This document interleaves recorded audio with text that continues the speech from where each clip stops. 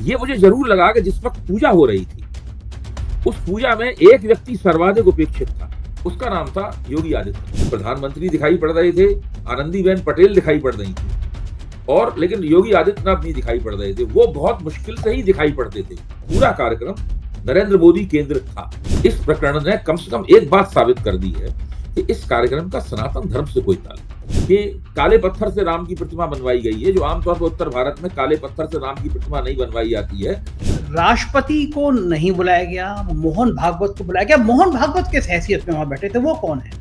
मोहन भागवत एक तरह से देखा जाए तो भारत के अनऑफिशियल, अनधिकृत मार्गदर्शक हैं। ये मोदी जी ने संघ को एहसास दिला दिया है कि वो सर्वोपरि हैं, वो चक्रवर्ती सम्राट राजा महाराज विक्रमादित्य हैं। इस कार्यक्रम में अमित शाह भी नहीं गए।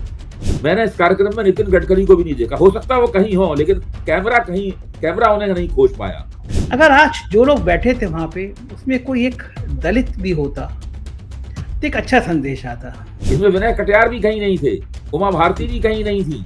प्रीतम राम जन्मभूमि आंदोलन जिन लोगों ने चलाया था और नेतृत्व किया था, और उस वक्त नेतृत्व किया था जब भाजपा सत्ता में नहीं थी, जब डंडे खाए थे, मुकदमे इनके ऊपर लगाए गए थे, जब इनको जेल जाने की इन सब की नौबत थी, वो लोग इस पूरे कार्यक्रम में से पूरी तरीके से लापता थे। जो अयोध्या का पौराणिक रूप है, वो रूप तो खत्म हो गया। अयोध्या की जमीनें गुजरातियों ने खरीद ली, और यहाँ तक बताया कि जो मंदिर के पास साइकिल का ठेका है, वो ठेका तक गुजरातियों ने को दे दिया गया। कि ओरिजिनल जिन्होंने कार सेवा की, उनको तो निमंत्रण भी नहीं दिया गया। नमस्कार, मैं हूं संजय शर्मा। आप देख रहे हैं 4 PM न्यूज नेटवर्क। भगवान राम के मंदिर में बड़ी पवित्रता के साथ जाना चाहिए था। ये भाव मन में लेके जाना चाहिए था कि हम इस मंदिर में भगवान राम की मूर्ति को स्थापित कर रहे हैं, प्राण प्रतिष्ठा कर रहे हैं, तो मन शुद्ध हो, कर्म शुद्ध हो। प्रधानमंत्री जी कहते हैं कि 11 दिन का अनुष्ठान किया मैंने, बहुत तप किया। गोदी मीडिया ने दिन भर दिखाया कि वो कालीन पे सो रहे हैं, वो जल ग्रहण नहीं कर रहे, इस तरह की तमाम कहानियां। मैं तो इतना जानता हूं कि जब मैं पूजा करता हूं तो मेरी इच्छा होती है कि उस कमरे में भी कोई ना आए। जब मैं भगवान की आराधना करता हूं तो मैं चाहता हूं कि मैं शांति से, मैं और मेरा ईश्वर हो, बीच में कोई व्यक्ति ना आए, कोई कैमरे ना आए। लेकिन भगवान राम की प्राण प्रतिष्ठा में भी प्रधानमंत्री जी की वो तस्वीर दिखाई दी जिसमें वो आगे लेटे हुए हैं, और मैं अगर उनकी जगह होता तो गर्भगृह में मैं कैमरों का प्रवेश वर्जित करता, क्योंकि ये बहुत बड़ा उत्सव था। भगवान राम के मंदिर में प्राण प्रतिष्ठा से बड़ा कार्यक्रम क्या हो सकता है किसी व्यक्ति के लिए। लेकिन वहां कैमरे थे और बहुत कुछ था जो तस्वीरें बोल गई। कैमरे ऐसे सेट किए गए थे जिसमें योगी आदित्यनाथ कम से कम नजर आए। कैमरे बार बार अमिताभ बच्चन को बाहर कार्यक्रम में दिखा रहे थे, अंबानी को दिखा रहे थे, अडानी को ढूंढ रहे थे, लेकिन कैमरे किसी भी स्थिति में बहुत कम योगी आदित्यनाथ को दिखा रहे थे। तो क्या कैमरे वालों को इशारा किया गया, क्या मीडिया को इशारा किया गया, क्या टीवी चैनलों से कहा गया कि कार्यक्रम में सिर्फ एक अकेला सब पर भारी वाले देवताओं के देवता केवल प्रधानमंत्री नरेंद्र मोदी को दिखाना है, बाकी नेताओं को नहीं दिखाना है? दो बड़े नेता नितिन गडकरी और राजनाथ सिंह, जिनकी चर्चा चलती है कि भारतीय जनता पार्टी 250 सीटों से कम रह गई तो ये दोनों दावेदार हो सकते हैं। दोनों को मना कर दिया गया कि वो 22 जनवरी को कार्यक्रम में नहीं आएंगे, अपने घर पे रहिए या किसी मंदिर में जाइए, लेकिन कार्यक्रम में नहीं आएंगे, और दोनों नहीं आए। जाहिर है कि राम मंदिर की प्राण प्रतिष्ठा एक राजनीतिक आयोजन बन गया। मैं नहीं जानता कि मोहन भागवत किस हैसियत से वहां बैठे हुए थे। ऐसे कई नज़ारे हैं जिनको मैं बताना की शुरुआत करूंगा तो बहुत लंबी श्रृंखला हो जाएगी, लेकिन एक बात का दर्द मुझे लगा कि ये बड़ा पवित्र कार्यक्रम था, इसमें कहीं भी नफरत, बदला, गुस्सा ये सब नहीं आने चाहिए थे। प्रधानमंत्री जी ने वहां अपने उद्बोधन में कहा, कुछ लोग चाहते थे कि ये कहते थे कि मंदिर बना तो आग लग जाएगी। कम से कम आज के दिन तो राजनीति की ऐसी बातों से बचा जाना चाहिए था, प्यार का संदेश दिया जाना चाहिए था। भगवान राम अपने मंदिर में, अपने मन में कभी भी नफरत का भाव नहीं रखते थे। रावण की मृत्यु के बाद भी वो रोए थे। उन्हें दर्द था कि एक विद्वान व्यक्ति गलत दिशा में भटका, अहंकार में आ गया और उसका यह हश्र हुआ। लेकिन वहां राजनीतिक बातें हुई, लेकिन इस राजनीतिक बातों का मतलब क्या है? क्या 2024 की ये जो पिच तैयार की गई इस पिच पर जीत मिलेगी?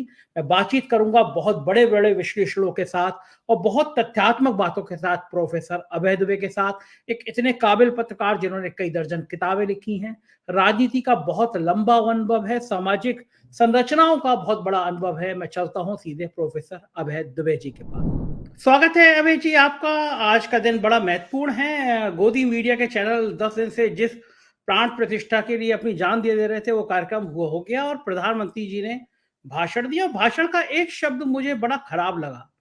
बड़ा पवित्र दिन था, लोगों की आत्मा से लोग जुड़े हुए थे, मन से जुड़े हुए थे। उन्होंने कहा कि जो लोग कहते थे कि राम मंदिर बना तो आग लग जाएगी, ये सब शब्द आज नहीं कहने चाहिए था। आज तो बहुत पवित्रता का दिन था, पुण्य का दिन था, प्यार का दिन था। राम का संदेश तो हर जगह प्यार का संदेश है। लेकिन प्रधानमंत्री को आज के दिन क्या इस शब्द से नहीं बचना चाहिए था कि कुछ लोग कहते थे आग लग जाएगी। यहाँ भी पॉलिटिकल बातें, 11 दिन का अनुष्ठान करके आए हैं, बकौल उनके, उन्होंने कहा कि मैंने 11 दिन का अनुष्ठान करके आया हूं। लेकिन अगर मन में ही अभी इतनी कुलिष्ठता बाकी है, मन में ही इतनी घृणा बाकी है, मन में ही इतनी नफरत बाकी है कि राम मंदिर की पूजा करके, भगवान राम की प्राण प्रतिष्ठा करके 24 घंटे तक तो आदमी उस क्षण से अलग नहीं हो पाता है। अगर वो वाकई में आस्तिक है, उसकी पूजा में यकीन है, भगवान में यकीन है कि वो राम जी की मूर्ति छू के आया है और छूने के 1 घंटे के बाद कह रहा है कि कुछ लोग कह रहे थे यहाँ आग लग जाएगी। आपको नहीं लगता इन तरह के शब्दों से आज प्रधानमंत्री जी को बचना चाहिए था? संजय जी, प्रधानमंत्री से पहले राष्ट्रीय स्वयंसेवक संघ के सरसंघ चालक श्री मोहन भागवत बोले और उनसे पहले उत्तर प्रदेश के मुख्यमंत्री श्री आदित्यनाथ जी बोले। अगर आपने आदित्यनाथ जी के भाषण को सुना हो तो उन्होंने प्रधानमंत्री का अभिवादन करते हुए कहा कि विश्व के सबसे लोकप्रिय राजनेता, मतलब भारत के यशस्वी प्रधानमंत्री हैं, लेकिन विश्व के सबसे लोकप्रिय राजनेता, उन्होंने प्रधानमंत्री के लिए राजनेता शब्द का इस्तेमाल किया। जबकि हो क्या रहा था वहां पर, जो पीछे से टिप्पणियां आ रही थी, पीछे से कमेंट्री आ रही थी, उन कमेंट्री में उस कमेंट्री में कहा जा रहा था कि प्रधानमंत्री उनको राजा विक्रमादित्य से उनकी तुलना की जा रही थी। प्रधानमंत्री की तुलना, मैंने पूरा कार्यक्रम देखा बहुत ध्यान से उसके सामने बैठकर, उनकी तुलना राजा विक्रमादित्य से की जा रही थी। और प्रधानमंत्री चूंकि धोती पहने हुए थे, आमतौर पर वो धोती नहीं पहनते हैं, वो चूड़ीदार पाजामा या वैसा अलीगढ़ काट का पाजामा पहनते हैं, तो उनसे कहा गया चूंकि वो धोती पहने हुए हैं तो आज बिल्कुल वो विक्रमादित्य सरीखे हैं। और पूरे कार्यक्रम में उनकी तुलना एक ऐसे राजा से की गई जो कि चक्रवर्ती सम्राट है, प्रधानमंत्री की तुलना। तो उन प्रधानमंत्री की अपनी शख्सियत वहां पर एक आध्यात्मिक व्यक्ति की शख्सियत नहीं थी, एक धार्मिक व्यक्ति की भी शख्सियत नहीं थी, उनकी शख्सियत एक राजनीतिक व्यक्ति की थी, प्रधानमंत्री की। इसलिए उनसे ये अपेक्षा करना कि वो कोई राजनीतिक बात नहीं कहेंगे, ऐसे ये तो हम लोगों की नादानी है। उन्हें तो राजनीतिक बात करनी ही थी, इसीलिए उन्होंने कहा कि लोग कहते थे कि राम मंदिर बनेगा तो आग लग जाएगी। आपने बिल्कुल सही जगह अपनी उंगली रखी, लेकिन मैं उसके कारण, मेरी समझ में उसका कारण आया, मैं उसके बारे में आपको कह रहा हूं। उन्होंने कहा कि आग लग जाएगी। तो अब इसमें आप देखने की बात क्या है, इस पूरे प्रकरण में प्रधानमंत्री का पूरा भाषण था, बड़ी तैयारी के साथ आए थे, तो मानना पड़ेगा। और मोहन भागवत भी पूरी तैयारी के साथ आए थे, आदित्यनाथ जी भी पूरी तैयारी के साथ आए थे। उनके भाषण, जो बात कहना चाहते थे, उन्होंने बड़ी सफाई से, बिना जबान लड़खड़ाए हुए, धारा प्रवाह रूप से, एक बार भी तीनों भाषणों में ऐसा नहीं लगा कि तीनों वक्ताओं ने बीच में कहीं कोई गूफ अप किया हो। मतलब इसके पीछे ये एक ऐसा इवेंट मैनेजमेंट था जिसमें भारतीय जनता पार्टी ने और प्रधानमंत्री नरेंद्र मोदी ने और उत्तर प्रदेश के मुख्यमंत्री आदित्यनाथ ने पिछले सभी रिकॉर्डों को तोड़ दिया। ये मुझे जरूर लगा कि जिस वक्त पूजा हो रही थी, उस पूजा में एक व्यक्ति सर्वाधिक उपेक्षित था, उसका नाम था योगी आदित्यनाथ। कई बार तो कैमरा भी उन तक नहीं जा रहा था, इस कोण से वो बैठे हुए थे कि सामने मोहन भागवत दिखाई पड़ रहे थे, प्रधानमंत्री दिखाई पड़ रहे थे, आनंदीबेन पटेल दिखाई पड़ रही थी, और लेकिन योगी आदित्यनाथ नहीं दिखाई पड़ रहे थे। वो बहुत मुश्किल से ही दिखाई पड़ते थे। इस पूरी जो लाइव टेलीकास्ट हो रहा था, उस लाइव टेलीकास्ट में वो सर्वाधिक उपेक्षित थे। जबकि मैं ये मानता हूं कि इस कार्यक्रम को सफल करने में उत्तर प्रदेश के मुख्यमंत्री के तौर पर उनकी बहुत बड़ी भूमिका है। हिंदुस्तान टाइम्स ने, टाइम्स ऑफ इंडिया ने, इकोनॉमिक टाइम्स ने बहुत ही विस्तार से ये रपटें छापी हैं कि उत्तर प्रदेश सरकार ने किस तरीके से इस कार्यक्रम की सफलता के लिए काम किया। लेकिन जितना श्रेय मुझे लगता है उनको मिलना चाहिए था, उतना श्रेय नहीं मिला। पूरा कार्यक्रम नरेंद्र मोदी केंद्रित था, पूरी तरीके से। सबसे ज्यादा समय तक बोले, मेरे ख्याल से सारे वक्ताओं को समय दिया गया था कि आप इससे ज्यादा समय नहीं बोलेंगे। और एक वक्ता तो ऐसे थे जो कि राम जन्मभूमि ट्रस्ट के शायद कोषाध्यक्ष हैं, स्वामी गोविंद गिरी या महंत गोविंद गिरी हैं। उन्होंने तो शंकराचार्यों के साथ में बहस की। उन्होंने अपने वक्तव्य में एक तरह से शंकराचार्यों का बिना नाम लिए हुए उनको भी उन्होंने ललकारा।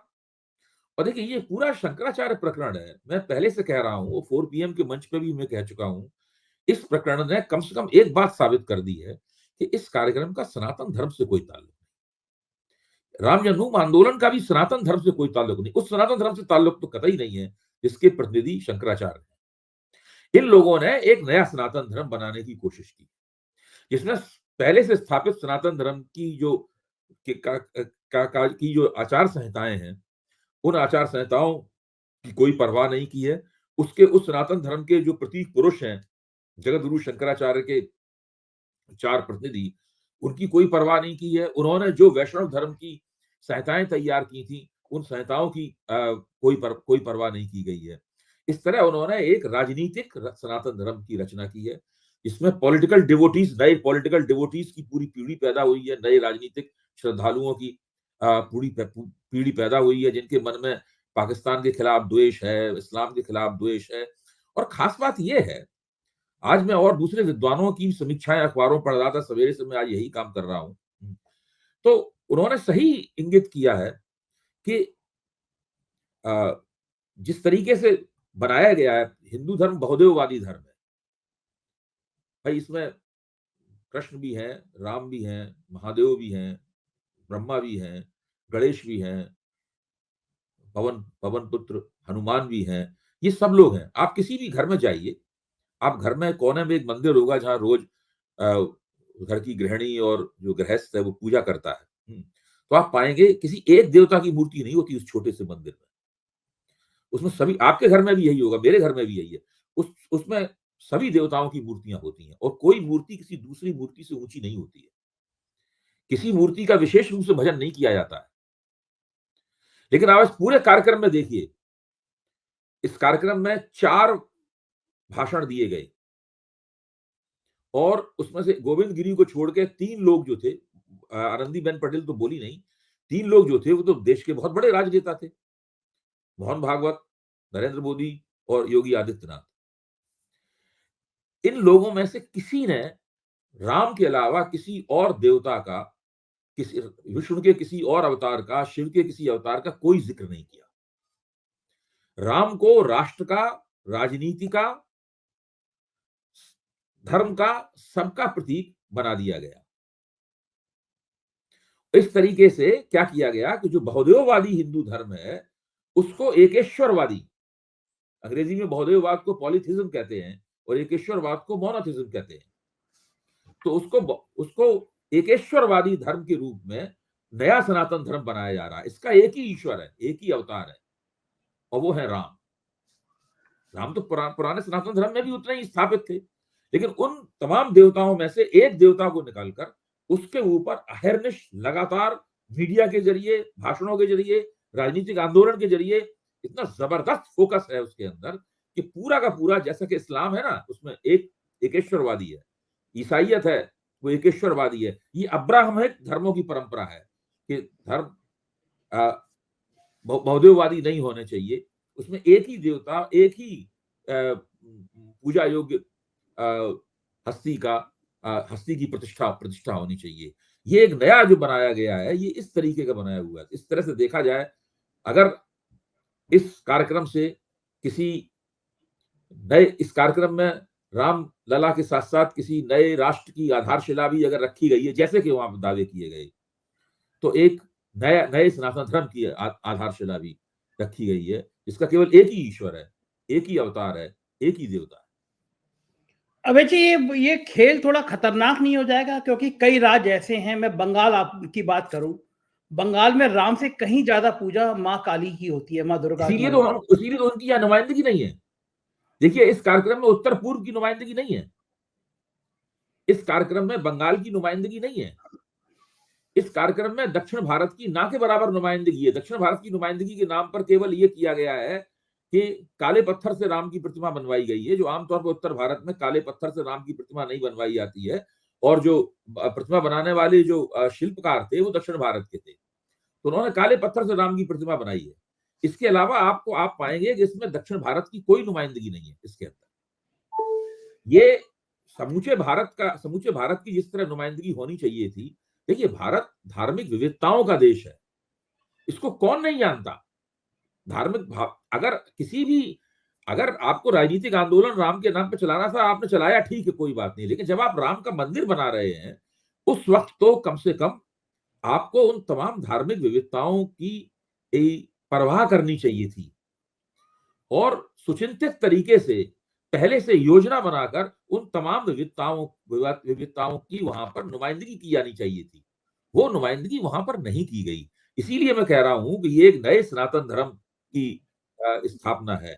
इसमें जो शैव परंपरा है, जो शाक्त परंपरा, अब बाद में शैव परंपरा को वो कुबेर टीले पे जाके उन्होंने शिव की आराधना कर ली। प्रधानमंत्री ने राम मंदिर में वहां प्राण प्रतिष्ठा के बाद लोग कुबेर टीले पे गए, उस कुबेर टीले के मंदिर को भी इन लोगों ने नया बनाया है, वहां जाकर शिव की आराधना कर ली उन्होंने। लेकिन वो जो राम मंदिर है, जिसको एक भारत का नया तीर्थ, नया मक्का या नया रोम या नया वेटिकन कहा जा रहा है राष्ट्रीय स्वयंसेवक संघ के पैरोकारों द्वारा, और उनके खुद के द्वारा जो कहा जा रहा है, वो वहां पर ही विभिन्न जो हिंदू धर्म की आंतरिक विविधता है, इसीलिए हिंदू धर्म को विविध और ग्रहणशील कहा जाता है।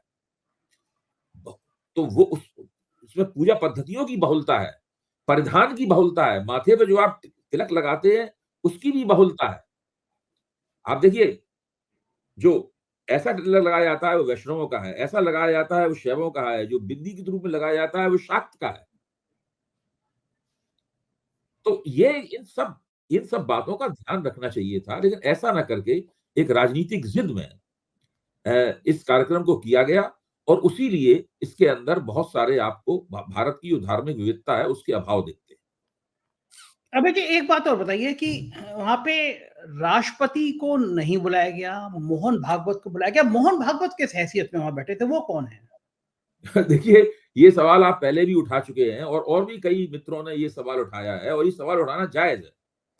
तकनीकी रूप से देखा जाए, प्रोटोकॉल के लिहाज से देखा जाए, तो मोहन भागवत कुछ भी नहीं है, लेकिन चूंकि वो राष्ट्रीय स्वयंसेवक संघ के सरसंघ चालक हैं, जिनके मार्गदर्शन में और राष्ट्रीय स्वयंसेवक संघ के प्रचारकों की इनकी योजना में बाबरी मस्जिद तोड़ी गई, और उसके बाद में उससे पहले राम जन्मभूमि आंदोलन चलाया गया, और उसके बाद भी राम जन्मभूमि आंदोलन चलाया जाता रहा। मोहन भागवत एक तरह से देखा जाए तो भारत के अनऑफिशियल, अनधिकृत मार्गदर्शक हैं, या आप कह सकते हैं कि वो भारतीय राष्ट्र के मेंटर इन चीफ हैं। ये नया शब्द निकाल दिया आज आपने, Mohan Bhagwat. Mentor in chief हैं, इसीलिए वो वहां पे बैठे हुए थे बगल में। और वो भी एक और बात देखिए, देखा जाए तो किसी जमाने में राष्ट्रीय स्वयंसेवक संघ ने नरेंद्र मोदी को, जैसे बहुत सारे अटल बिहारी वाजपेयी, लाल कृष्ण आडवाणी और दूसरे प्रचारकों को भाजपा को लोन पे दिया था, इसी तरह जनसंघ को लोन पे दिया होगा उन्होंने। ये यानी जितने प्रचारक राष्ट्रीय स्वयंसेवक से आते हैं, वो एक तरह से उनकी जो राजनीतिक भुजा है, पहले जनसंघ था, वही भारतीय जनता पार्टी हो गई, तो उसको वो लोग कर्ज में देते हैं, राष्ट्रीय स्वयंसेवक कभी भी इनको वापस बुला सकता है। ये तकनीकी इंतजाम है दोनों के बीच में। जितने संगठन मंत्री होते हैं, जो भी हैं, अगर राष्ट्रीय स्वयंसेवक संघ कहे कि भाई नरेंद्र मोदी आप वापस आ जाइए संघ में, हम आपको जिला मैनपुरी में प्रचारक बना के भेजते हैं, तो तकनीकी रूप से इनको वहां जाना पड़ेगा। लेकिन आज अब मोदी जी ने संघ को इस लायक छोड़ा है, इतनी हिम्मत है संघ। अब हो गया है मामला उल्टा। मामला ये हो गया है कि वो राजा विक्रमादित्य हो गए हैं, और ये सब लोग ज्यादा से ज्यादा, अगर बहुत राजा की कृपा होगी तो ज्यादा से ज्यादा उनके सलाहकार हो सकते हैं। भाई अगर बहुत प्रतिष्ठा राजा देंगे तो आपको मंत्री बना लेंगे, अपना मिनिस्टर बना लेंगे, आपको अपना सलाहकार होंगे। प्रमुखता तो पूरी नरेंद्र मोदी की है, और ये मोहन भागवत के भाषण में भी झलक रहा था। उन्होंने साफ कहा कि भाई हम तो पहले से जानते हैं कि मोदी जी बड़े तपस्वी हैं, उन्होंने 11 दिन का इतना कठोर तपस्या की, कठोर व्रत किया उन्होंने। हम्म, आप मोदी जी केवल मोदी जी ही तपस्या नहीं करेंगे, अब हम सब लोग भी तपस्या शुरू करेंगे, ये उन्होंने कहा उन्होंने। हम्म, तो एक तरह से राष्ट्रीय स्वयंसेवक संघ ने मोदी जी की जो प्रमुखता है, उस हम्म, प्रमुखता को स्वीकार कर लिया है। ये संघ के जीवन में, उनके इतिहास में पहली बार हो रहा है कि संघ ने अपने ही द्वारा बनाए गए एक प्रचारक को, अपने ही द्वारा भाजपा में भेजे गए एक प्रचारक की अधीनता, उसकी महत्ता स्वीकार कर ली। बिल्कुल ठीक कह रहे हैं, पहली बार हो रहा है ये। क्या अच्छा, कारण है और कि एक और बात है, एक और मैं नरेंद्र मोदी की लेक्चर एक और बता दूं। हम्म, मोदी जी ने कहा कि ये भारत की न्यायपालिका को उन्होंने धन्यवाद दिया। हाँ हाँ हाँ हाँ, उन्होंने कहा कि ये न्याय संगत काम हो रहा है क्योंकि न्यायालय से निकल कर आया है आदेश ये। यही तो उन्होंने हम्म, कहा नरेंद्र मोदी हम्म, ने। तो मोहन भागवत तो इसके पक्ष में नहीं थे।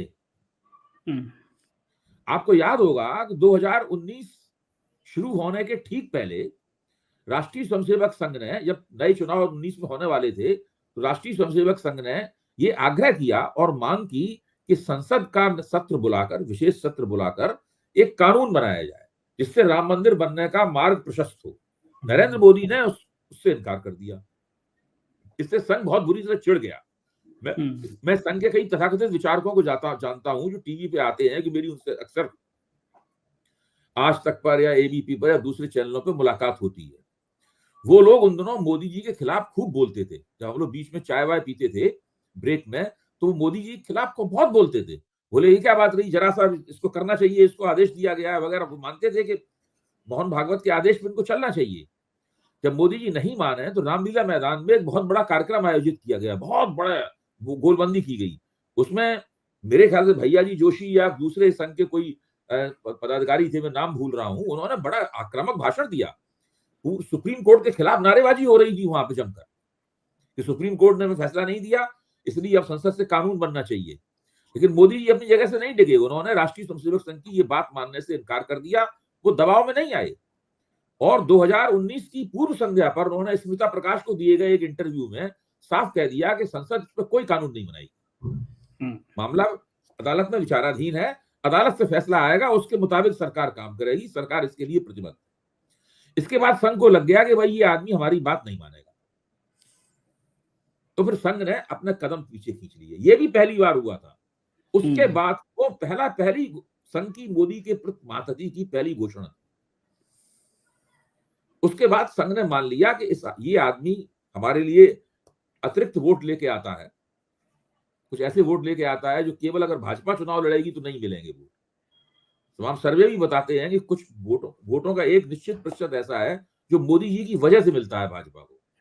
अगर मोदी जी अगर मैदान में ना हो, सीन में ना हो, तो उतने वोट नहीं मिलेंगे भाजपा को। तो जो पहले वोट मिलते थे वैसे वोट मिलेंगे। मोदी जी के पहले भी भाजपा थी और गठजोड़ राजनीति करके 6 साल सरकार भी चलाई थी उसने। तो ये मोदी जी ने संघ को एहसास दिला दिया है कि वो सर्वोपरि हैं, वो चक्रवर्ती सम्राट राजा महाराज विक्रमादित्य हैं। इसलिए अब उनके सामने सब लोग महातत, सब लोग उनके महातत हैं। इस कार्यक्रम में अमित शाह भी नहीं गए। ये बड़ा चौंका। हाँ, अमित शाह दिल्ली के बिरला मंदिर में पूजा कर रहे थे। ये क्यों हुआ, अमित शाह क्यों नहीं गए होंगे? मैंने इस कार्यक्रम में राजनाथ सिंह जी को भी नहीं देखा। मैंने इस कार्यक्रम में नितिन गडकरी को भी नहीं देखा। हो सकता है वो कहीं हो, लेकिन कैमरा उन्हें नहीं खोज पाया। कैमरा नहीं खोज पाया तो हम लोग भी नहीं खोज पाए। भाई कैमरा अमिताभ बच्चन को दिखा रहा था बार बार, कैमरा अभिषेक बच्चन को दिखा रहा था, कैमरा बाबा रामदेव को दिखा रहा था, कैमरा मुकेश अंबानी, अनिल अंबानी को दिखा रहा था, नीता अंबानी को दिखा रहा था। अच्छा, इस कार्यक्रम में गौतम अदानी भी नहीं थे। मैंने नहीं देखा, मुझे लगता है बहुत चर्चा का विषय हुआ कि अडानी भी नहीं दिखाई, गौतम अदानी भी नहीं थे। तो इस कार्यक्रम में कौन था कौन नहीं था, इसका अभी कल तक और पता लगेगा। और क्यों नहीं था, आप देखिए 3 बड़े मंत्री हैं मोदी मंत्रिमंडल के।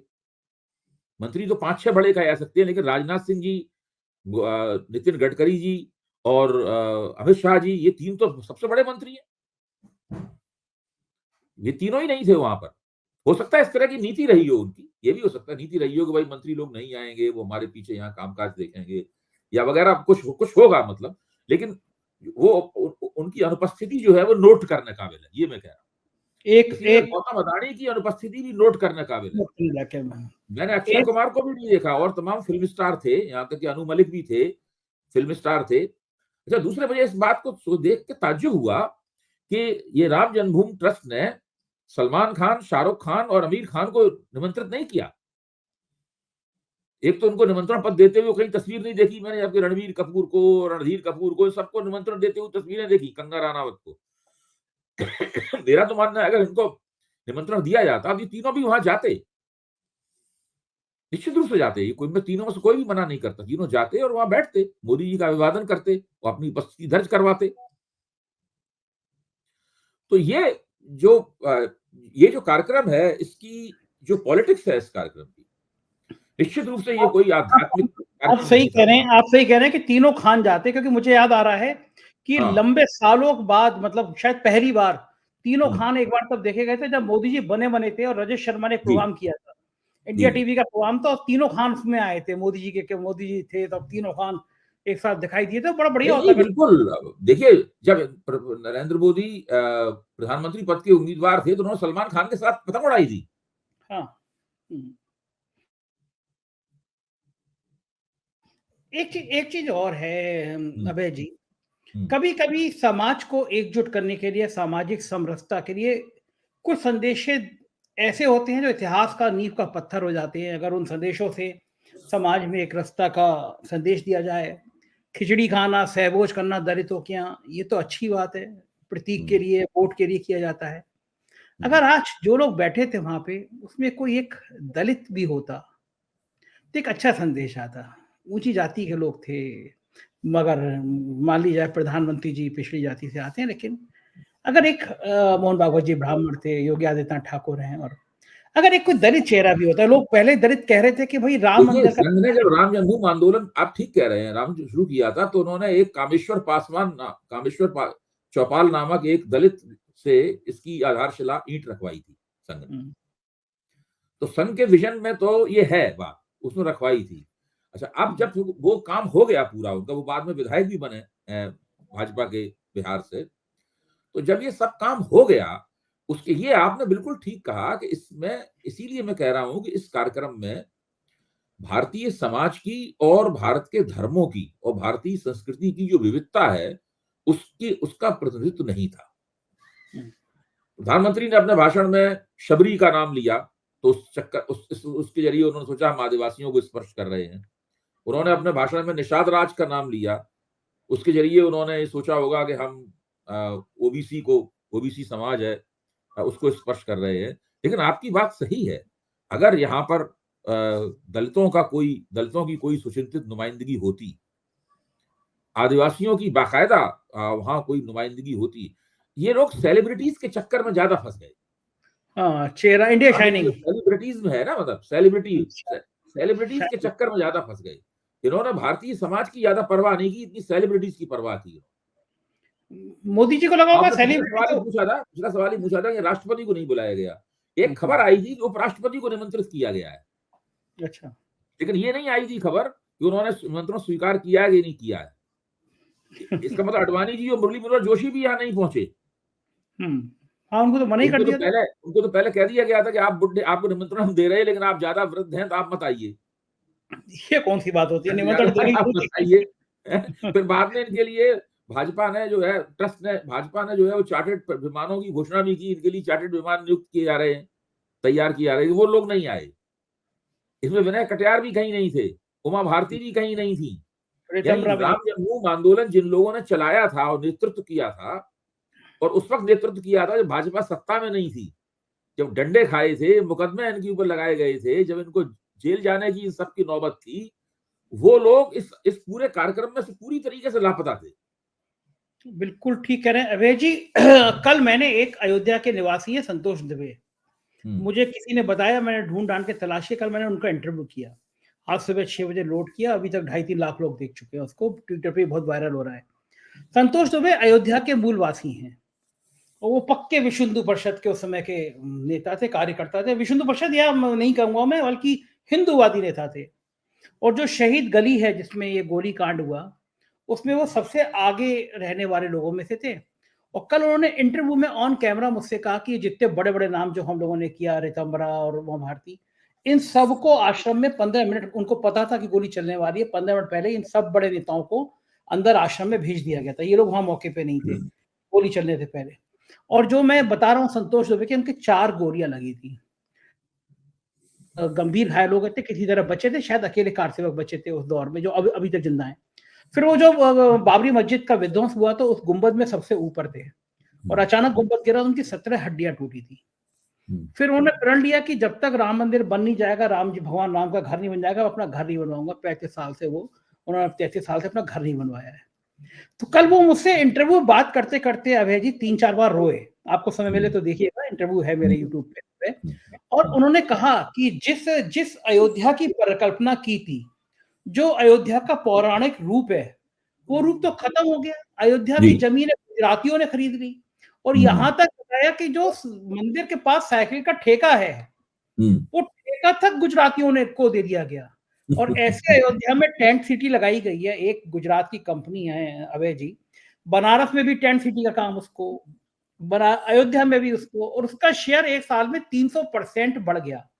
तो संतोष द्विवेदी जो कार सेवक, ओरिजिनल कार सेवक थे, उन्होंने कहा कि जो मूल कार सेवक थे वो गायब हैं। और उन्होंने ये भी कहा कि जिस समय गोली चली उस समय बाद में पता चला हम लोगों को कि गोली चलाने का आदेश तत्कालीन मुख्यमंत्री मुलायम सिंह यादव के सचिव नृपेंद्र मिश्रा ने दिया था। और बोले हमारा तो दिल तो दुखी हो जाता है, वो नृपेंद्र मिश्रा राम मंदिर जन्मभूमि के ट्रस्ट हैं, जो उस समय के अध्यक्ष हैं, जो उस समय मुलायम सिंह के सचिव थे। और उन्होंने चंपत राय पे भी इतने गंभीर आरोप लगाए कि पिछले चंदे का, शिलाओं का, और कह रहे ओरिजिनल, जो आप कह रहे हैं कि ओरिजिनल जिन्होंने कार सेवा की उनको तो निमंत्रण भी नहीं दिया गया कि जिसमें 4 गोली लगी, 17 हड्डी टूटी, कि वो तुम कार्यक्रम में भी आ जाओ। नहीं आप ठीक कह रहे हैं। मैं तो अभी ये तो भाई, ये तो खुद ही कह रहे हैं कि ये कार सेवक थे, अपनी कुर्बानी बता रहे हैं। लेकिन जो बड़े बड़े नेता हैं जिनका मैंने अभी जिक्र किया, जिनको सबको ही जानता है, वो लोग भी सीन से पूरी तरीके से नदारद हैं, कोई भी नहीं है। देखिए, ये पूरा कार्यक्रम नरेंद्र मोदी की शख्सियत के इर्द गिर्द ही था पूरी तरह। उन्हीं को फोरग्राउंड कर रहा था, उन्हीं के ऊपर सारा फोकस, प्रकाश उन्हीं के ऊपर था। उन्हीं को सारी बहुत बड़े बड़े राम के जो आदम का चित्र थे, उनके बगल में नरेंद्र मोदी का आदम का चित्र, ऐसे कई आपको जगह मिल जाएंगे जहां इस तरह के लगे हुए हैं। राम, मोदी को राम का प्रतिनिधि बनाना या राममय बताना या राम के समांतर रखना, वो चित्र तो आपको याद ही है कि मोदी खुद रामलला का हाथ पकड़ के ले जा रहे हैं, बाद में वो चित्र डिलीट कर दिया गया, वो पूरा क्लिप डिलीट कर दिया गया। वो सब चीजें तो रिकॉर्ड पे हैं ही। तो ये एक व्यक्ति को भारत का चक्रवर्ती सम्राट बनाने के लिए आयोजित किया गया कार्यक्रम था, जिसको देश की प्रतिष्ठा, इतिहास, धर्म और आध्यात्म से जोड़ने की कोशिशें हुई हैं और मीडिया के जरिए आगे भी होती रहेंगी। अब आप देखिए, इसका मुख्य मकसद तो मैं हमेशा से कहता हूं और अभी भी कह रहा हूं, इसका मुख्य मकसद यही है कि 2019 में जिस क्षेत्र में इनको 91% का स्ट्राइक रेट मिला था, वो फिर से प्राप्त हो जाए, थोड़ा बढ़ सके तो बढ़ जाए। ये इनका मई तक लगातार, इसीलिए मुतवातिर लोगों के दर्शन कराए जाएंगे, इसीलिए राम मंदिर खुलने का समय बढ़ा दिया गया है। और वो सुबह 4 बजे रामलला को जगाया जाएगा और उसके बाद 8 बजे तक वो दर्शन के लिए तैयार कर दिए जाएंगे और 8 बजे सुबह से दर्शन शुरू हो जाया करेंगे। इनकी पूरी कोशिश है कि अप्रैल तक 2.5, 3, 4 या 5 करोड़ लोगों के दर्शन कराए जाएं और उसके रामलला की मूर्ति को लेकर, उस पूरे प्राण प्रतिष्ठा के कार्यक्रम को लेकर अभी देखिए और ज्यादा प्रचार कार्य होगा। वो सब जगह ये सब चीजें दिखाई जाएंगी, देहातों वगैरह में भी दिखाई जाएंगी। बहुत बड़े पैमाने पर ये एक राजनीतिक जनसंपर्क कार्यक्रम है, बड़े पैमाने का, जिसको चलाकर पूरी कोशिश ये है कि बालाकोट स्ट्राइक से 2019 के अंदर जो उछाल प्राप्त हुआ था मोदी को, उस तरह का उछाल अयोध्या उत्सव से प्राप्त हो और ये इलाका, जिस इलाके में 91% स्ट्राइक से मोदी जी को पूर्ण बहुमत प्राप्त हुआ, वो फिर से प्राप्त हो। तो ये उद्देश्य प्राप्त करने की कोशिश की जाएगी। ये अलग बात है कि इस बार थोड़ी मुश्किल ज्यादा है, बिहार में मुश्किल ज्यादा है, महाराष्ट्र में मुश्किल ज्यादा है, कर्नाटक में मुश्किल ज्यादा है। मतलब ये कम से कम 3 प्रांत तो ऐसे हैं ही जहां पर 91 स्ट्राइक रेट मिलना बहुत मुश्किल लग रहा है, लगभग असंभव लग रहा है। तो वो कितना सफल होगा अयोध्या उत्सव, इसका राजनीतिक मकसद कितना सफल होगा, ये मई में पता चलेगा। अच्छा, बस आखिरी सवाल अभय जी, मैं जी। केवल 2 राज्यों की बात करता हूँ कि अगर उत्तर प्रदेश में समाजवादी पार्टी और कांग्रेस का गठजोड़ होता है, बिहार में नीतीश, लालू और कांग्रेस एक जगह रहती है, तो उत्तर प्रदेश और बिहार में क्या भाजपा को उतना स्ट्राइक रेट मिल जाएगा पिछली बार की तरह? देखिए, बिहार में तो नहीं मिलेगा, बिहार में तो नहीं मिलेगा, महाराष्ट्र में भी नहीं मिलेगा, कर्नाटक में भी नहीं मिलेगा, तेलंगाना में भी सीटें कम हो जाएंगी। तेलंगाना में 3 या 4 सीटें जीती थी, मुझे 4 मुश्किल लगता है। उड़ीसा में 8 सीटें जीती थी, अब लोग कह रहे हैं 3 या 4 ज्यादा बीजेपी नहीं जीत सकती, वहां भी उतनी कम होंगी। उड़ीसा के लोगों से है मेरी जान पहचान, उससे बातचीत होती है। उत्तर प्रदेश में मुझे लगता है कि जब तक मायावती इस गठजोड़ में शामिल नहीं होंगी, तब तक भाजपा की स्थिति ज्यादा अच्छी रहेगी। बिल्कुल, बिल्कुल, अब वो कैसे बिल्कुल। होंगी, क्या होंगी, अभी मायावती बहुत दबाव में है। मनोवैज्ञानिक युद्ध चल रहा है, मायावती के खिलाफ, उधर नीतीश के खिलाफ चल रहा है मनोवैज्ञानिक युद्ध, उधर उद्धव ठाकरे के खिलाफ। देखिए, भाजपा के मनोवैज्ञानिक युद्ध के 3 सबसे बड़े निशाने हैं, बिहार में नीतीश कुमार, महाराष्ट्र में उद्धव ठाकरे और उत्तर प्रदेश में मायावती। अगर इन तीनों नेताओं को भाजपा ने प्रबंधित कर लिया तो भाजपा की बल्ले बल्ले है। अगर इस मनोवैज्ञानिक युद्ध को इन लोगों ने काट दिया तो भाजपा को 2024 में काफी मुश्किलों का सामना करना पड़ेगा, वो चाहे कितना भी बड़ा अयोध्या उत्सव करवा। बिल्कुल, बिल्कुल ठीक है। बहुत बहुत शुक्रिया अभय जी, आपने आज इतना समय दिया और हमें विस्तार से समझाई पॉलिटिक्स मंदिर की। शुक्रिया, थैंक यू। तो ये थे प्रोफेसर अभय दुबे और हम लोग राम मंदिर के प्राण प्रतिष्ठा कार्यक्रम के विस्तार से चर्चा कर रहे थे। ये ठीक बात कही उन्होंने कि मोहन भागवत अब सो घोषित एक तरह के राष्ट्रपति हो गए हैं इस देश में, और ये बात भी ठीक है कि कोई दलित अगर वहां पे बैठा होता तो बात बहुत अच्छी होती। मुझे आपकी राय का इंतजार रहेगा। ये इंटरव्यू आपको कैसा लगा, आप अपनी राय बताइएगा, कमेंट करिएगा, चैनल को सब्सक्राइब करिएगा। हमारे राज्यों के चैनल है 4 PM यूपी, बिहार, गुजरात, महाराष्ट्र, कर्नाटक, राजस्थान, मध्य प्रदेश और 4 PM बॉलीवुड भी, उन्हें भी सब्सक्राइब करिएगा। शुक्रिया, थैंक यू।